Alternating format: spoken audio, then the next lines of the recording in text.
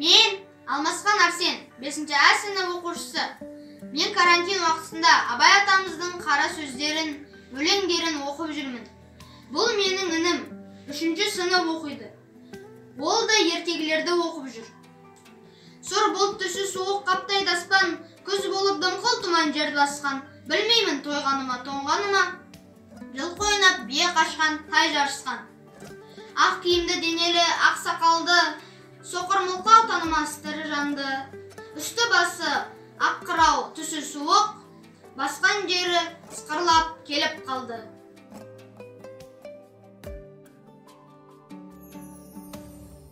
Саламатсыздар ма? Мен Құрман баласы 5-А сынып оқушысы. Мен карантин кезінде бос тұрмайын деп Абайдың қара сөздерін жаттадым. Өлсе өлер табиғат адам емес. Абай Құнанбайұлы. Өлсе өлер табиғат адам емес, ол бірақ қайтып келіп ойнақ емес. Менің мемлекетімнен айырылғаным өлді деп қойып төккен емес.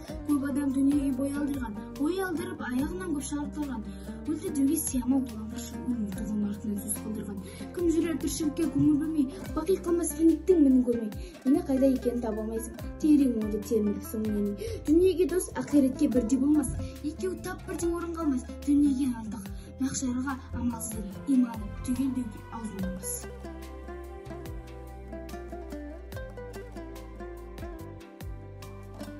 5-А сынып оқушысы Жарқынбек Диас.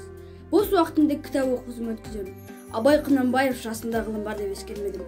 Жасымда ғылым бар деп ескермедім, пайдасын көре тұра тексермедім. Ер жеткен соң түспеді уысыма, қолымды мезгіліне кешсермедім. Бұл марқым қалағыма кім жазалы, қолымды дөп сермесем өстермедім. Адамның бір қызығы бала деген, баланы оқытуды жек көрмедім. Баланы медресеге біл деп бердім, қызмет қылсын, жиналсын деп.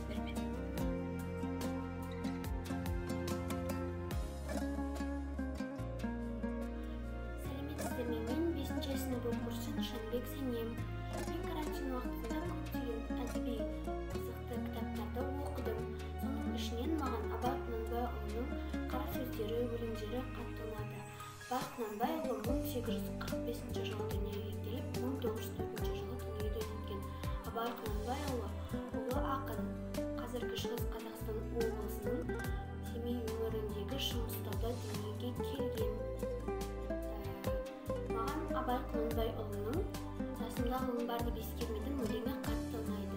Жасымда ғылым бар деп ескермедім, жасымда ғылым бар деп ескермедім, пайдасын көре тұра тексермедім. Ер жеткен соң түспеді, уысыма қолымды мезгіліне кешсермедім. Бұл мақұрым қалмағыма кім жазалы, қолымды дөп сермесем көтермедім. Адамның бір қызығы бала деген, баланы оқытуды жек көрмедім. Баламды медресеге біл деп бердім, қызмет қылсын, жиналсын деп бермедім. Абай Құнанбайұлы.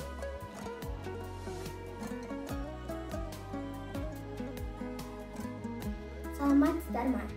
Мен Сахабек Қазына 5-А сынып оқушысы. Мен осы карантин уақытысында қашықтықтан оқып жүрген кезде Мұқағали Мақатаевтың, көбінесе Абай Құнанбаевтың кітаптарын оқып жүрдім. Мен сол Мұқағали Мақатаевтың «Үш бақытым» деген өлеңін жаттадым. Соны сіздерге айтып берсем деймін. Үш бақытым, ең бірінші бақытым халқым менің, соған берем ойымның алтын кенін. Ол бар болса, мен барман, қор болмайман, қымбатырақ алтыннан нарқым менің. Ал екінші бақытым тілім менің, тас жүректі тіліммен тілім дедім. Кейде дүниеден түңілсем де,